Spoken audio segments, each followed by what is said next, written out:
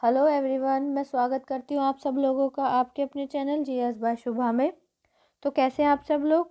मैं आशा करती हूँ आप सब लोग बहुत अच्छे होंगे, एकदम स्वस्थ होंगे। चलिए अब हम अपनी आज की केमिस्ट्री की क्लास पर आते हैं। जैसे कि आप लोग जानते ही हैं, केमिस्ट्री में जो हम पढ़ रहे हैं, जो हमारा सबसे इम्पोर्टेंट टॉपिक माना जाता है केमिस्ट्री के अंदर, जिसमें से बहुत क्वेश्चंस पूछे जाते हैं किसी भी एग्ज़ाम के लिए, एटम एंड मॉलिक्यूल्स। आज की हमारे इस टॉपिक की ये 23वीं क्लास है। तो अब तक जितनी भी क्लासेस हो गई हैं इस टॉपिक से रिलेटेड या और भी, जिन बच्चों ने नहीं किए हैं तो प्लीज़ आप एक बार उन क्लासेस को कीजिएगा। फिर उसके बाद आपको आज की जो क्लास है आपको और अच्छे से समझ आएगी। और जो पहली बार इस चैनल पर आए हैं, पहली बार वीडियो देख रहे हैं, मेरी उनसे भी रिक्वेस्ट है, एक बार आप पिछली क्लासेस कीजिएगा, देन ये क्लास आपको और अच्छे से समझ आएगी। ठीक है, चलिए अब आज की क्लास शुरू करते हैं। गाइस, जैसे कि आप लोग जानते ही हैं, जो हम पढ़ रहे थे, हम क्या पढ़ रहे थे लास्ट क्लास में? हम क्या पढ़ रहे थे? इलेक्ट्रॉनिक कॉन्फ़िगरेशन ऑफ एलिमेंट्स, यानी कि तत्वों का इलेक्ट्रॉनिक विन्यास। तो हम तत्वों के इलेक्ट्रॉनिक विन्यास के बारे में जान रहे थे, पढ़ रहे थे। तो हमने कंप्लीट नहीं पढ़ा था, हमने बस स्टार्ट ही किया था। हमने ये जाना था, हमने ये पढ़ा था कि कोई भी जो तत्व होता है, कोई भी जो एलिमेंट होता है, उसके जो एटॉमिक नंबर होता है, तो उसका इलेक्ट्रॉनिक कॉन्फ़िगरेशन किस प्रकार से किया जाता है। और इलेक्ट्रॉनिक कॉन्फ़िगरेशन करते टाइम हमको किन बातों का ध्यान होना चाहिए, किन बातों के बारे में हमको पता होना चाहिए, हमने वो भी जाना था। फिर हमने ये पढ़ा था, लास्ट हमने छोड़ा था कि दो साइंटिस्ट थे। कौन से क्या नाम था? बोहर और बरी नाम के दो साइंटिस्ट थे। तो उन्होंने फिर हमको किस बारे में बताया, किस बारे में उन्होंने एक्सप्लेन किया, जो इलेक्ट्रॉनिक कॉन्फ़िगरेशन है किसी भी एलिमेंट का, जो एटॉमिक नंबर होता है, तो उसका जो इलेक्ट्रॉनिक विन्यास है उसको हम किस प्रकार से फाइंड कर सकते हैं, किस प्रकार से निकाल सकते हैं। तो उन्होंने दोनों ने एक फार्मूला दिया था। तो वो कौन सा फार्मूला है, या किस प्रकार से फाइंड किया जाता है इलेक्ट्रॉनिक कॉन्फ़िगरेशन यानी कि इलेक्ट्रॉनिक विन्यास, वो अब हम पढ़ने वाले हैं।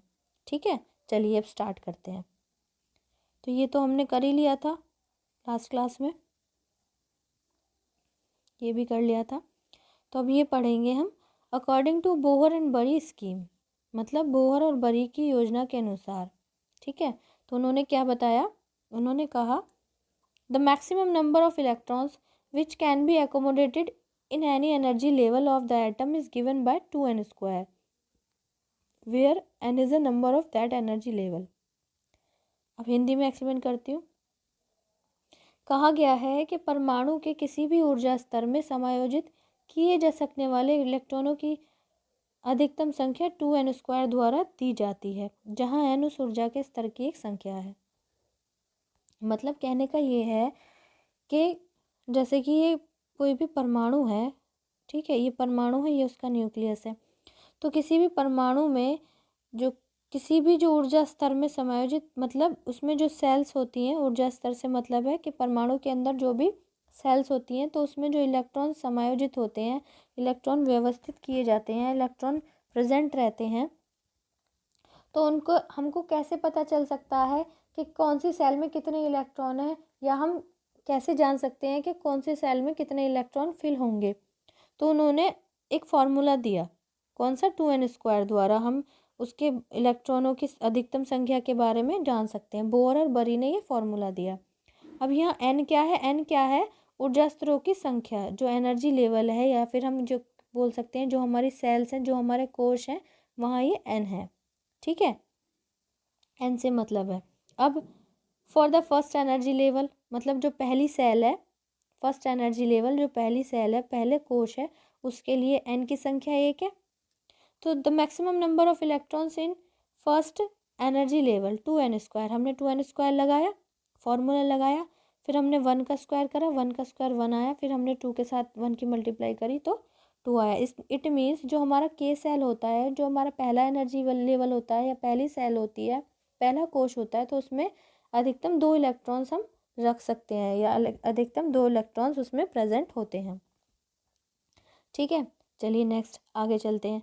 आगे क्या बताया? आगे बताया फॉर सेकेंड एनर्जी लेवल, जो दूसरा एनर्जी लेवल है, जिसमें दूसरी सेल है, ये तो के होगी, दूसरी क्या है हमारी? जो एल सेल है, उसमें एन कितने हैं? 2 है। तो the maximum number of electrons of second energy level 2n², मतलब जो सेकंड एनर्जी लेवल है, दूसरी जो सेल है जिसको हम एल सेल के नाम से जानते हैं, उसमें हम अधिकतम दो कितने कितने इलेक्ट्रॉन्स रख सकते हैं। तो हम इस फॉर्मूले में जब वैल्यू पुट करेंगे तो 2 का स्क्वायर 4, जब 4 की मल्टीप्लाई 2 में करेंगे तो 8। तो इट मीन्स जो हमारी एल सेल है उसमें हम मैक्सिमम 8 इलेक्ट्रॉन्स रख सकते हैं। ठीक है, चलिए अब आगे चलते हैं। आगे क्या कहा गया है, आगे बताया गया है फॉर थर्ड एनर्जी लेवल, मतलब जो तीसरी सेल है, तीसरा जो कोश है, जिसको हम एम कोश के नाम से या एम सेल के नाम से जानते हैं, तो उसमें हम मैक्सिमम कितने इलेक्ट्रॉन्स रख सकते हैं या मैक्सिमम उसमें कितने इलेक्ट्रॉन्स रहते हैं या आ सकते हैं। The maximum number of electrons in third energy level is 2n²। अब जब हम n की वैल्यू रखेंगे, n की वैल्यू 3 आएगी, 3 का स्क्वायर 9, और 9 की जब हम 2 से मल्टीप्लाई करेंगे तो 18 आ जाएगा। तो इसका मतलब है कि जो हमारी m सेल है, जो हमारा m कोश है, उसमें अधिकतम 18 इलेक्ट्रॉन्स आ सकते हैं, 18 इलेक्ट्रॉन्स उसमें अधिकतम रह सकते हैं। आई होप इतनी बात आपको क्लियर हो गई होगी। अगर नहीं हुई है तो प्लीज़ आप मुझे कमेंट में ज़रूर बताइएगा, और मेरी जो मैं वीडियो अपलोड करती हूँ, जो मेरी किसी भी तरीके की कोई गलती हो या कोई कमी हो, प्लीज़ आप मुझे बताना, मैं नेक्स्ट टाइम से उसको सुधारने की कोशिश करूँगी। ठीक है, चलिए अब आगे चलते हैं। आगे है फॉर फोर्थ एनर्जी लेवल, मतलब जो चौथी जो सेल है, जो चौथा कोश है, जिसको हम एन कोश के एन सेल के नाम से जानते हैं, उसके लिए तो the maximum number of electrons in fourth energy level 2n²। अब हम उसमें n की जगह हम 4 रख देंगे, क्योंकि हम फोर्थ एनर्जी लेवल के बारे में जान रहे हैं। तो जब हम 4 की स्क्वायर करेंगे तो 16 आएगा, 16 की हम 2 में मल्टीप्लाई करेंगे तो 32 आ जाएगा। इट मीन्स जो n सेल है हमारा, जो n कोश है, उसमें मैक्सिमम 32 इलेक्ट्रॉन्स आ सकते हैं। ठीक है, तो आई होप इतनी बात आपको क्लियर हो गई होगी। नहीं हुई है तो प्लीज़ आप मेंशन कीजिएगा कमेंट में, मैं नेक्स्ट टाइम से और अच्छी तरीके से एक्सप्लेन करने की कोशिश करूँगी। ओके, चलिए अब नेक्स्ट आगे चलते हैं। सॉरी, आगे इसमें क्या कहा गया है, आगे बताया गया है the maximum number of electrons which can be accommodated in K shell is 2, for L shell is 8, for M shell is 18 and for N shell is 32। It means K कोश में समाहित होने वाले इलेक्ट्रॉनों की अधिकतम संख्या 2 है, एल कोश के लिए 8 है, एम कोश के लिए 18 है, और एन कोश के लिए 32 है। जैसे मैंने बताया कि जो के सेल है हमारा, उसमें मैक्सिमम 2 इलेक्ट्रॉन्स आ सकते हैं, एल कोश में मैक्सिमम 8 इलेक्ट्रॉन्स आ सकते हैं, एम में मैक्सिमम 18 और एन में मैक्सिमम 32 इलेक्ट्रॉन्स आ सकते हैं। ठीक है, ये तो हो गई इतनी बात कि किस सेल में कितने इलेक्ट्रॉन्स मैक्सिमम फिल हो सकते हैं, मतलब उनकी कैपेसिटी कितनी है। ओके, अब आगे जानते हैं आगे क्या कहा गया है। आगे बताया गया है the outermost shell of an atom cannot accommodate more than 8 electrons even if it has the capacity to accommodate more electrons. इसका मतलब क्या है, इसका मतलब है कि एक परमाणु का सबसे बाहरी कोश 8 से अधिक इलेक्ट्रॉनों को समायोजित नहीं कर सकता, भले ही उसमें अधिकतम इलेक्ट्रॉनों को समायोजित करने की क्षमता हो। देखो, ऐसे समझो, जैसे ये क्या है, ये हमारा एक एटम है, ये के सेल हो गई एल, और ये एम, ये एन बना लो। तो हमें पता है कि के में तो 2 आ सकते हैं, एल में 8। हमने मान लिया इलेक्ट्रॉनिक कॉन्फ़िगरेशन क्या है हमारा, 18 है, नहीं 18 नहीं है, 20 है, 20 मान लीजिए। ठीक है, तो हमें पता है कि जो पहला हमारा सेल है उसमें मैक्सिमम 2 इलेक्ट्रॉन आएंगे, तो हमने उसमें 2 फिल कर दिए। जो एल है उसमें मैक्सिमम 8 आएंगे, हमने 8 फिल कर दिए, मतलब 8 आ सकते हैं।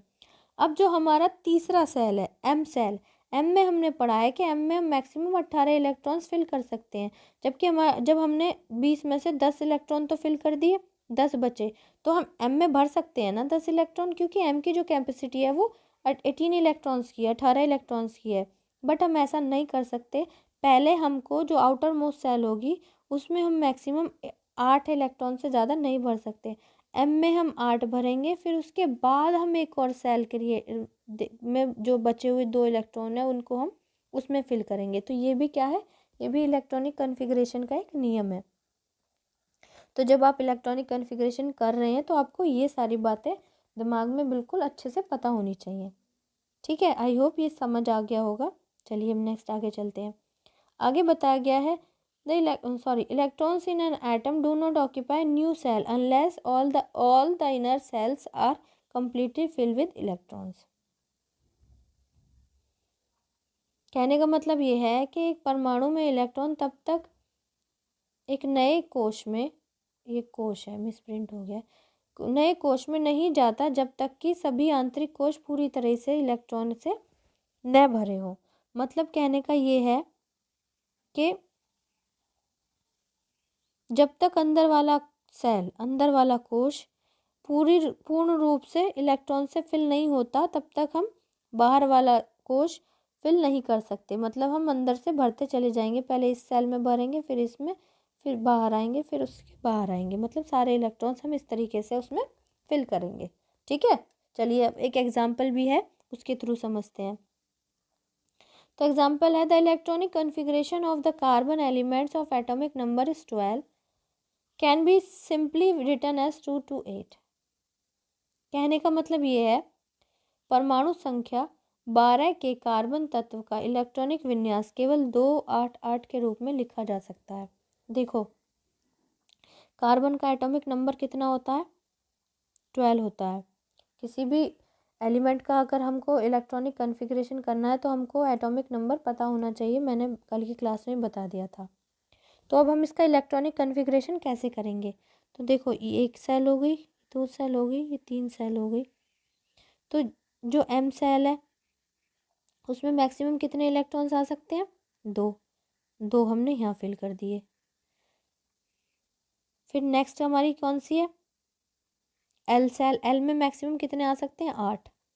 1 2 3 4 5 6 7 8। 8 हमने इसमें फिल कर दिए। कितने बचे? 2। तो 2 बचे, 2 कहाँ आएंगे? एल सेल में, 1 और 1 ये 2। तो इस तरीके से हम कह सकते हैं कि जो कार्बन है उसका इलेक्ट्रॉनिक कॉन्फ़िगरेशन कैसे हुआ? 2 8 2। तो ये क्या है? कार्बन का इलेक्ट्रॉनिक कॉन्फ़िगरेशन। देखो 1s2 2s2 2p6 ये है, बहुत बच्चों के दिमाग में आ रहा होगा, ये जब आगे पढ़ाऊँगी तब एक्सप्लेन कर दूँगी सारा। ठीक है, अभी बस ये समझो कि इलेक्ट्रॉन्स फिल कैसे किए जाते हैं। ठीक है, किसी भी सेल में। तो ये क्या था? ये था इलेक्ट्रॉनिक कॉन्फ़िगरेशन। नेक्स्ट क्लास में हम क्या पढ़ेंगे? नेक्स्ट क्लास में हम पढ़ेंगे जो वैलेंस इलेक्ट्रॉन होते हैं या फिर जिसको हम वैलेंसी इलेक्ट्रॉन्स भी बोलते हैं, उसके बारे में पढ़ेंगे। फिर उसके बाद हम वैलेंसी वगैरह के बारे में, ये सब, फिर वैलेंसी कितने तरीके की होती है, जैसे इलेक्ट्रोवैलेंसी होती है और कोवैलेंसी होती है, ये सब हम नेक्स्ट मतलब धीरे धीरे पढ़ते चले जाएंगे। तो मैं आशा करती हूँ ये क्लास आपको अच्छी लगी होगी और समझ आई होगी। अगर अच्छी लगी है, समझ आई है, प्लीज़ कमेंट में ज़रूर बताइएगा और क्लास को लाइक भी कीजिएगा और बच्चों तक भी इस क्लास को और इस चैनल के लिंक को शेयर कीजिएगा ताकि और बच्चे भी इस चैनल से जुड़ सकें और डिटेल में जीएस पढ़ सकें। अगर आप इस चैनल पर नए हैं, पहली बार आए हैं, तो प्लीज़ चैनल को सब्सक्राइब ज़रूर कीजिएगा और बेल आइकन को प्रेस कीजिएगा ताकि जब मैं वीडियो अपलोड करूँ तो आप तक नोटिफिकेशन आ जाए और आप अपनी पढ़ाई को कंटिन्यू कर सकें। अगर आपका कोई भी सजेशन है तो प्लीज़ आप कमेंट में ज़रूर मेंशन कीजिएगा। तो आज के लिए इतना ही, मिलते हैं अब कल की क्लास में, तब तक के लिए थैंक यू वेरी मच।